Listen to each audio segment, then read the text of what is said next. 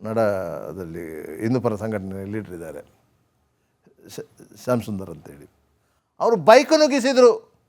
ಯಾಕಂದರೆ ಇವರು ಪ್ರತಿಭಟನೆಯಲ್ಲಿ ಅವರ ಮನೆ ಬಾಗಿಲಲ್ಲಿ ನಿಂತು ಅವರಿಗೆ ಬೈದರೆ ಅವ್ರು ಬಿಡ್ತಾರ?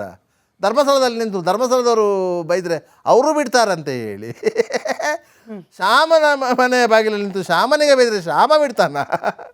ಶ್ಯಾಮ ಬೈಕ್ ತಂದು ನುಗ್ಗಿಸಿದ, ಎಲ್ಲರೂ ಓಡಿದ್ರು.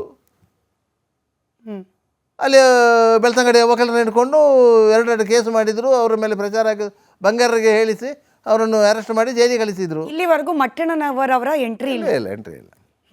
ಮಟ್ಟಣ್ಣವರು ಇವರು ಹೋಗಿ ಜೊತೆಗೆ ಪ್ರತಿಭಟನೆಯಲ್ಲಿ ಧರ್ಮಸ್ಥಳದ ಹೆಸರು ತಳಕ್ ಹಾಕಿ ಈ 4 ವಿಚಾರಣೆಯನ್ನು ಒಂದು ಹಂತಕ್ಕೆ ಪೊಲೀಸರು ಅದರ ನಂತರ 2014ರಲ್ಲಿ ಧರ್ಮಸ್ಥಳದ ಈ ಎಲ್ಲ ರಾಮಾಯಣ ಆಗ್ತಿತ್ತಲ್ಲ, ಯಾವುದು ಪ್ರತಿಭಟನೆ ಹಾಗೆ ಹೀಗೆ. ಅದಕ್ಕೆ ಧರ್ಮಸ್ಥಳದ ಧರ್ಮಾಧಿಕಾರಿಗಳು ಸರ್ಕಾರಕ್ಕೆ ಒಂದು ಲೆಟರ್ ಬರೆದು ಈ ಪ್ರಕರಣ CBIಗೆ ಕೊಡಿ ಅಂತೇಳಿ 2014ರಲ್ಲಿ.